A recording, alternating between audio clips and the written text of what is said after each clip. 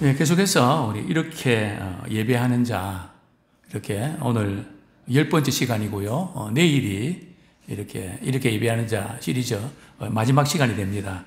네, 오늘은 우리 사도행전 2장 17절 말씀 중심으로 예배의 현장에서 일어나는 일이라는 제목으로 우리 함께 도전받았으면 좋겠습니다. 예배 현장에서 어떤 일이 일어날까요? 어떤 분들은 아무 일도 안 일어나는 것 같은데요. 뭐 이렇게 말하는 분도 있을 거고, 또 예배를 통해서 참 생각지 않은 은혜와 변화를 경험하는 그런 분들도 계실 거고요. 다양한 그런 케이스도 있을 텐데, 또 어떤 분들은 그렇게 말하는 분도 있습니다. 예배 시간을 앉아있는 게 견디기가 많이 힘이 듭니다. 그죠? 뭐 이렇게 그래서 예배 다 드리고 끝나면 예배 끝났다고 되게 좋아하는 그런 어떤 우리 성도들도 있고, 그래서 예배가 많이 약화되는 예배가 먹을 필요하나, 이전에는 우리가 많이 사모했었는데 왜 이렇게 우리가 예배가 많이 약화됐을까, 원인이 어디 있을까, 이런 문제들을 우리 그동안 여러 가지로 짚어봤는데요.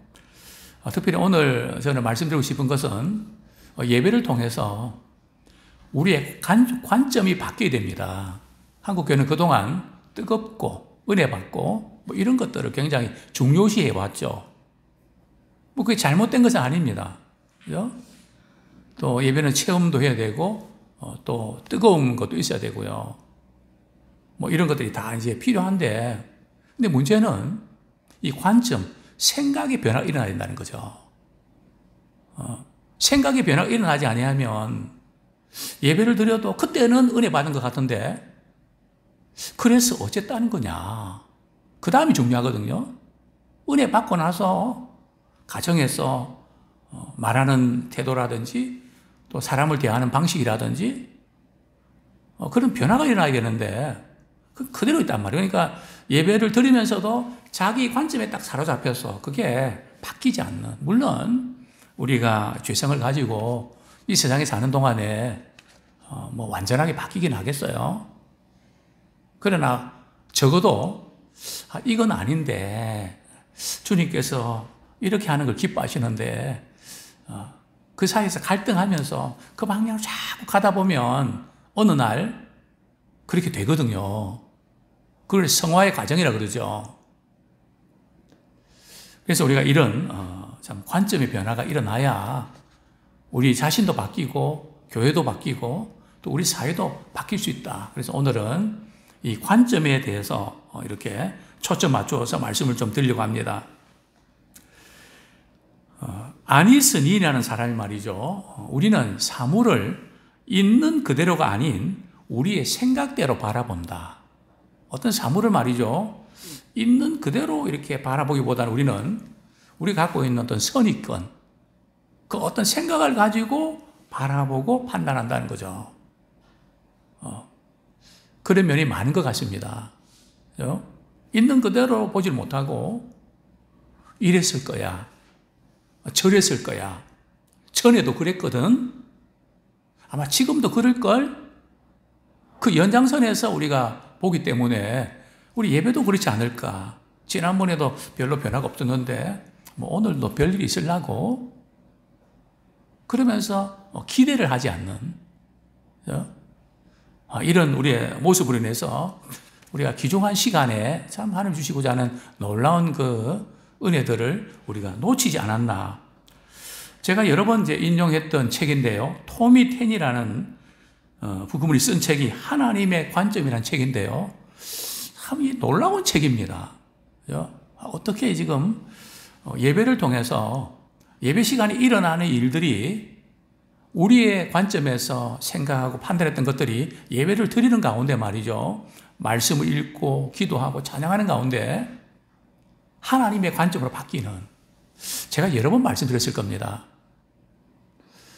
예배를 드리기 위해서 들어올 때의 성도들의 모습, 그것을 말이죠, 이렇게 사진을 딱 찍어 놓고 말이죠, 돌아가실 때 딱 찍을 때 그 얼굴을 말이죠, 뭐가 다른가? 앞에서 보기 때문에 모르시죠, 그죠? 제가 볼 때는 다릅니다. 어떻게 다른가 말이죠? 참 이렇게 들어올 때는 되게 마음이 아픕니다. 참 많이 힘드셨는가 보다. 많이 지치고 속상했는가 보다. 얼마나 힘들었으면 그러실까?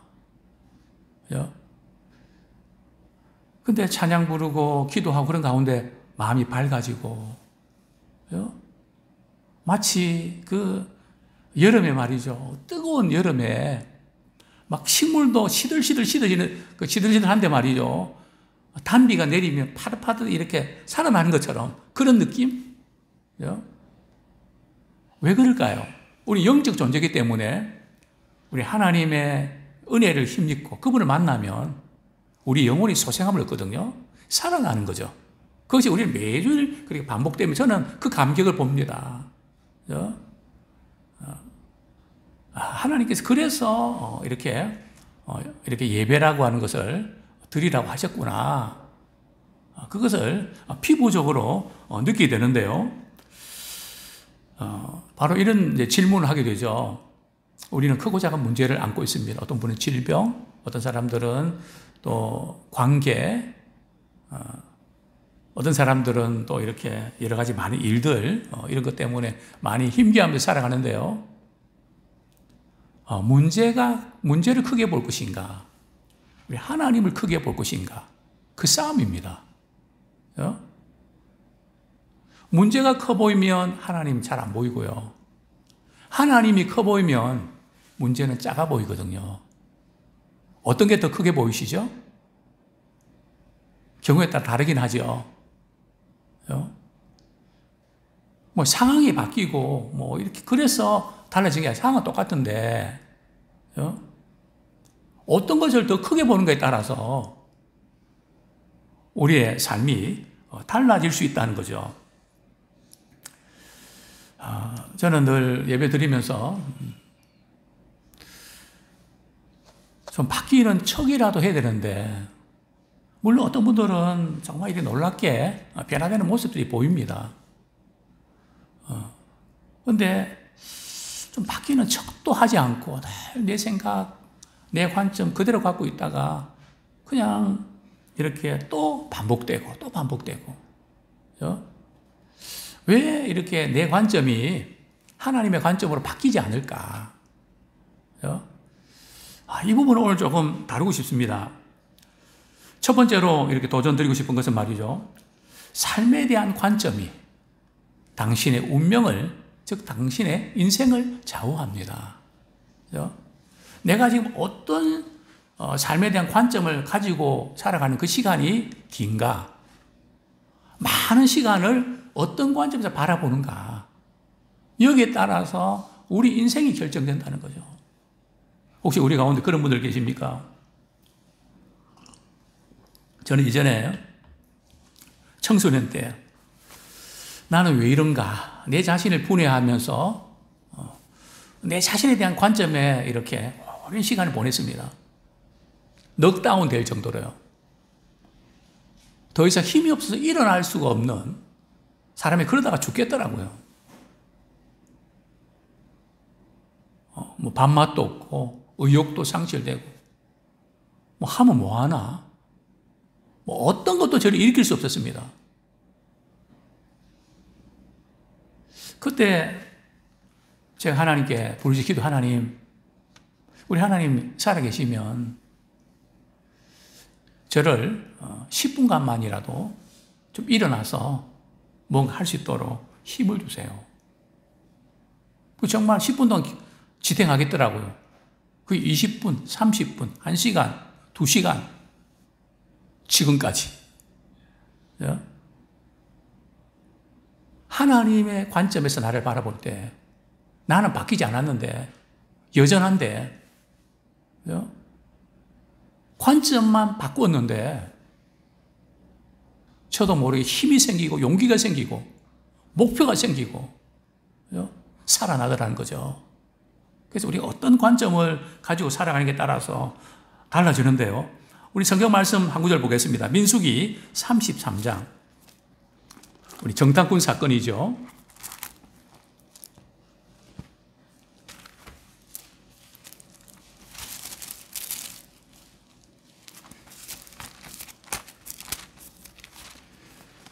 민수기 33장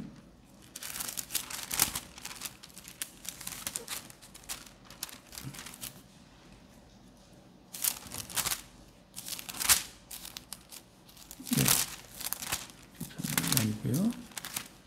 예. 33장이 아니, 예.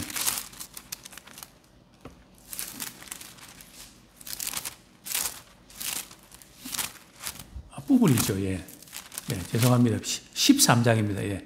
민수기 13장 32절, 33절 한번 보겠습니다. 32절, 33절 시작. 이스라엘 자손 앞에서 그 정탐한 땅을 악평하여 이르되 우리가 두루 다니며 정탐한 땅은 그 거주민을 삼키는 땅이요 거기서 본 모든 백성은 신장이 장대한 자들이며 거기서 네피림 후손인 아낙 자손의 거인들을 보았나니 우리는 스스로 보기에도 메뚜기 같으니 그들이 보기에도 그와 같았을 것이니라. 참, 지금 10명의 정탐꾼들이 이제 보고를 하는데 말이죠. 처음 보고의 내용과 두 번째 보고의 내용이 좀 달라지는 것을 보게 됩니다. 어떻게 달라지는지 아십니까? 처음에 보고할 때에 어떻게 보고했는지 아십니까? 우리 27절 같이 읽겠습니다. 시작. 모세에게 말하여 이르되 당신이 우리를 보낸 땅에 간즉 과연 그 땅에 젖과 꿀이 흐르는데 이것은 그 땅의 과일이니이다. 그죠? 어떤 땅이라고요? 젖과 꿀이 흐르는 땅입니다. 그죠? 분명히 그걸 인정을 했거든요. 근데 그 땅 성읍의 거민들은 키도 크고 나는 너무 초라하고 나는 왜 이럴까? 이런 생각을 하면서 그 젖과 꿀이 흐르는 땅이 어떤 땅으로 바뀝니까? 32절 보면 그 땅을 악평하여 이르되 그 땅이 바뀐 거 아니거든요. 그것을 바라보는 내 힘으로는 도저히 뭐 감당이 안 되고 난 못해. 할 수 없어. 자신감을 잃어버리니까 그만 그 땅을 말이죠. 악평하게 되는. 다른 사람의 눈을 아니 의식을 이렇게 하다 보니까 자기 자신이 비참해지는 거죠. 오늘 현대인들은 이런 면이 많습니다. 참 이런 점에서 이전에 제가 그런 말씀을 드린 적이 있는데요. 제가 북한에서 이렇게 기순했던 러시아 유학생 제가 이제 이렇게 멘토 역할을 하면서 그 친구를 이렇게 예수님 믿고 결국 이제 결혼까지 했는데요. 참 그 친구가 이렇게 한국에 나오니까 어떻든 그러니까 처음에는 좋았는데요. 시간이 지나면서 좀 정신을 못 차리고 슬퍼지더라고. 왜 그러냐고. 잘 사는 사람은 잘 살고 이게 격차가 너무 크다 보니까 북한에는 그러려니 하고 만족하면서 살기 때문에 별 차이를 못 느꼈는데 그런 그 상대적 박탈감 때문에 굉장히 슬퍼진다는 거죠. 그럴 수 있겠더라고요. 어떻게 바라보는 게 따라 물론 자유도 있고 좋은 게 많죠. 어떻게 비교하겠습니까? 내려온 분들이 그냥 천국에 온 것 같다. 뭐 그런 고백들을 많이 하죠. 사실 그렇죠. 어쨌든 똑같은 상황 가운데도 어떻게 바라보는가. 그죠? 그 사람들은 안악자손이고 키가 크고 그죠? 그러다 보니까 우리는 뭐같이 보인다고요? 스스로 메뚜기처럼 보인다.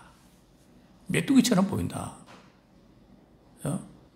다른 사람의 눈을 지나치게 의식하다 보니까 나 스스로는 비참하게 느껴지는, 이게 이제 열 정당꾼의 보고 내용 아닙니까? 뭐 우리가 잘 아는 부분이죠.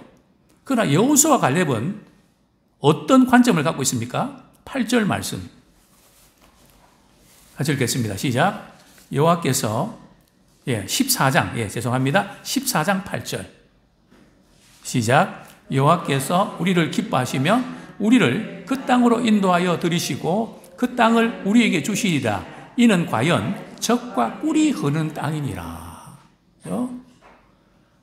하나님께서 우리를 기뻐하시면, 그러니까 하나님의 관점에서 그 땅을 바라보니까 우리 하나님께서 우리를 기뻐하시면 우리에게 주십니다. 우리는 차지하면 됩니다. 올라갑시다. 이 하나님의 관점에서 보는 것과 사람의 관점 보는 것과 이렇게 차이가 나죠. 결국 이것 때문에 말이죠. 가나안 땅에 들어가서 행복하게 살 수 있는데 38년 동안 말이야 뱅뱅 돌면서 다 죽어가지 않습니까? 어떤 관점을 가진가에 따라서 운명이 결정돼 버리는, 오늘날도 마찬가지입니다. 우리가 어떤 관점을 가지고 사는가. 자, 오늘 본문으로 돌아갈까요? 우리 사도행전 2장 오순절날 참 성령의 충만한 역사심이 나타나는데요. 우리가 뭐 성령의 충만한 그런 은혜에 대해서는 우리가 많이 들어서 이만큼 알고 있기 때문에 조금 오늘 다른 관점에서 말이죠. 우리 17절 우리 다시 한번 같이 읽겠습니다. 사도행전 2장 17절 시작. 하나님이 말씀하시기를 말세에 내가 내 영을 모든 육체에 부어주리니 너희의 자녀들은 예언할 것이요 너희의 젊은이들은 환상을 보고 너희의 늙은이들은 꿈을 꾸리라. 이제 베드로가 벌떡 일어나갖고 말이죠. 성령의 참 감동을 받아서 설교를 하게 되죠. 그 설교 내용이 뭡니까? 지금 우리에게 지금 일어난 이 놀라운 사건은 요엘 선지자께서 예언했던 그 말씀이 그대로 지금 이루어진 것입니다. 지금 현장에서 그대로 성취된 것입니다. 이렇게 선포를 하죠. 하나님이 말씀하시기를. 이 모든 사건의 배후에 하나님이 말씀하신 대로 그대로 된 겁니다. 그러면서 이 베드로의 설교 내용에 보면 말이죠.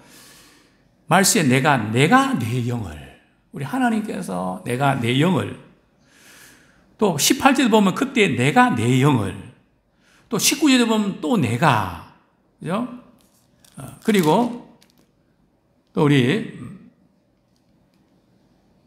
28절에 보면 주께서 생명의 길을 계속해서 내가, 즉 하나님의 관점에서 바라보는 눈이 열렸다는 거죠. 예배를 통해서 은혜 받을 때 말이죠. 뭐가 다른가 하면 하나님의 관점에서 보는 눈이 열린다는 거죠. 우리는 그저 이렇게 세상에 살다가 이런 생각, 저런 생각 많이 하다가 이렇게 참 심란한 마음 가지고 교회에 오죠. 근데 말씀을 가만히 듣다 보면 내 생각의 지배에서 하나님의 말씀을 들으면서 서서히 거기에서 이렇게 벗어나는 것을 우리는 보게 됩니다. 이게 놀라운 변화죠. 그래서 참 예배는 신비합니다. 제가 볼 때는요. 왜냐하면 하나님의 임재하심이 나타나니까. 하나님의 임재하심이라는 것은 하나님의 관점에서 볼 수 있는 눈이 열리는 것이죠. 그렇습니다. 베드로가 이런 놀라운 은혜를 받을 때에 참 두려워하고 무서워했던 제자들과 베드로가 말이죠. 담대하게 선포하지 않습니까? 이 요엘 선지자의 말씀이 그대로 선포됐습니다. 이렇게 요엘 선지자의 말씀이 선포된 거 아닐까요? 이게 아니고 요엘 선지자의 말씀이 그대로 선포되었습니다. 그죠? 담대하게 확신을 가지고 이렇게 선포하는 이런 모습들을 우리가 보게 됩니다. 자, 두 번째로 조금 구체적으로 말이죠. 예배의 현장에서 하나님의 관점에서 보는 눈이 열립니다. 오늘 본문에서도 내가 이런 우리 하나님이 일하시는 것이 이제 보인다는 거죠. 아까 소개했던 하나님의 관점이라는 토미 테니의 그 책에 보면 그 예배의 유익이 무엇인가? 이분이 이렇게 묘사하는데 참, 공감이 갔습니다. 예배가 하나님을 향해 달려갈 때에는 마치 활주로를 내달리는 비행기처럼 느껴집니다. 그러다가 가슴이 터질 것 같은 지점을 넘어서는 순간 비행기가 이륙하듯이 나 자신이 죽어지는 포기의 체험이 일어나는 시점에서 예배는 은혜의 창공으로 비상합니다. 참 표현을 이렇게 너무나 잘하는 것 같아요. 그리고 그곳에서 절대적이고 무조건적인 사랑과 임재 안에 머물며 기쁨을 누리게 됩니다. 그리고 이후 다시 하강할 때면 이제까지 두고 왔던 문제들이 정말 작고 제한적인 것들임을 깨닫게 됩니다. 이륙을 해서 말이죠. 은혜를 받고 이렇게 하강해서 이제 내려다보니까 그렇게 크게 느껴졌던 문제들이 별거 아닌 것처럼 느껴진다는 거죠. 이게 하나님의 관점에서 우리가 바라볼 때 이런 변화가 일어나는 거죠. 그래서 우리가 이런 이야기 하잖아요. 내가 지금 우리 집안에 이런저런 일 때문에 진짜 마음 복잡하고 그런데 내가 지금 웃어도 되나 모르겠다. 그죠? 걱정이 이만저만이 아닌데 내가 이래도 되나 싶을 정도로 말이죠. 살짝 미안한 그런, 왜냐하면 하나님의 관점 바라볼 때는 보니까 걱정이 안 되고 주님께 맡기고 주님이 유익하게 하실 텐데 기쁨과 평안이 찾아온다는 거죠. 왜요? 하나님의 관점에서 바라볼 때 이런 놀라운 평안이 우리에게 주어지는 것이죠. 정말 그렇습니다. 이 세상에서 가장 놀라운 사건이 뭔가 말이죠. 관점이 변화되는 겁니다. 똑같은 건데 다르게 보이는 거죠. 우리가 예수 믿고 나 그 경험하지 않았습니까? 제가 누누이 말씀드리지 않았습니까? 제가 주님의 은혜를 체험하고 통곡하면서 내 마음에 그렇게 무거웠던 것들이 나에게서 빠져나갈 때, 그리고 집에 돌아오는 그날 하늘이 어떻게 그렇게 새파랐는지, 거리에 꽃들이 코스모스가 이렇게 바람에 흔들리는데 말이죠. 이전에는 말이죠. 아마 그렇게 말해서 그러면 너는 뭐가 좋다고 그렇게 춤을 추냐? 나는 기분 나빠서 죽겠는데. 그런데 똑같이 바람에 코스모스가 흔들리는데 어떻게 보는지 아세요? 코스모스야. 너도 하나님 찬양하고 있구나. 바뀐 게 아닙니다. 하나님의 관점에서 은혜를 받고 보니까 그렇게 보이는 거죠. 이런 놀라운 변화들이 또 우리 모두에게 다 있지 않습니까? 하나님의 관점을 갖는 순간 하나님의 위대하심과 능력이 많으심과 전능하심을 우리가 힘입고 감격하게 되죠. 그래서 그렇게 크게 보였던 그 문제점들이 아주 작게 보이는, 혼자 있으면요 점점 더 크게 보입니다. 망경으로 말이지 보는, 현미경으로 보는 것처럼 더 크게 보인단 말이죠. 이게 참 우리가 예배 드릴 때 일어나는 놀라운 그런 변화들이죠. 예배를 통해서 하나님이 세상을 바라보는 방식으로 우리도 하나님의 관점에서 세상을 바라보는 거죠. 여전히 힘든 것 있지만, 무겁고 마음 아프지만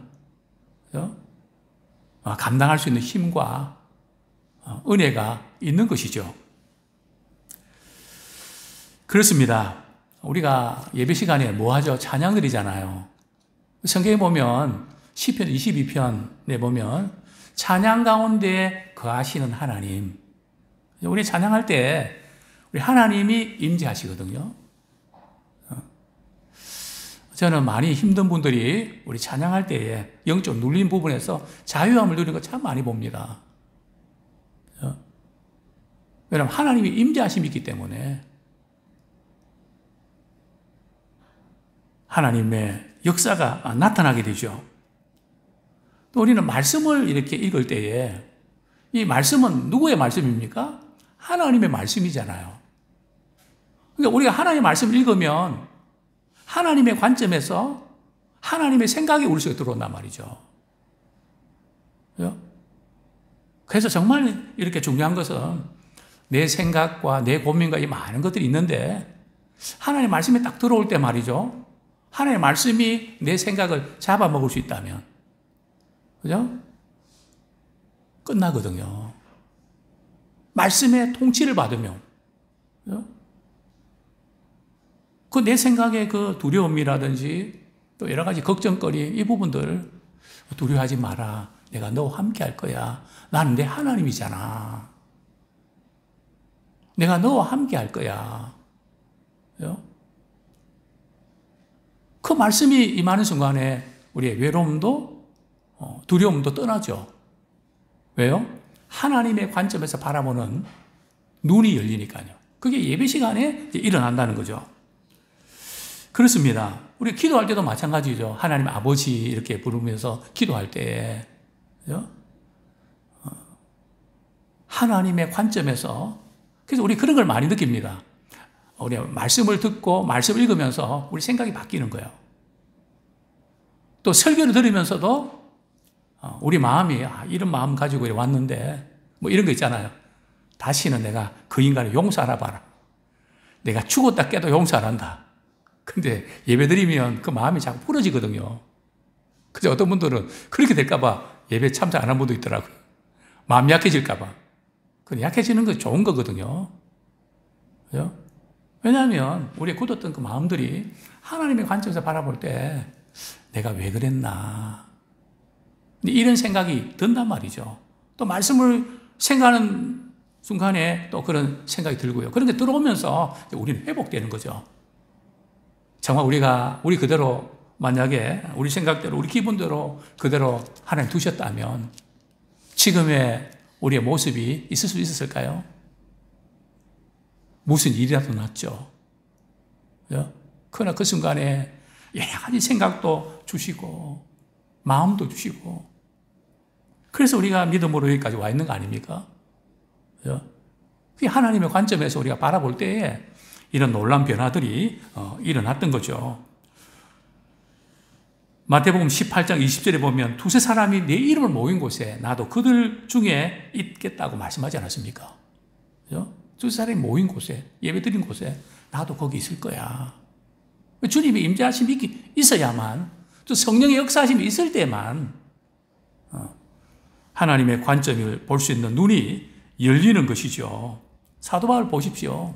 다메섹 도상에서 사오라 사오라 음성 듣고 말이죠. 그 말씀하는 그 장면이 시간이 얼마 걸렸을까요? 그거 딱 읽어보면 한 30초쯤 걸리거든요. 하나님이 임재하시는 30초 만에 말이죠. 사울의 인생이 살인자에서 순교자로 바뀌지 않습니까? 하나님이 임재하심을 체험하니까. 그렇습니다. 우리가 하나님의 관점을 이렇게 유지할 수 있는 방법이 뭘까요? 우리 이사야 40장 31절. 이사야 40장 31절.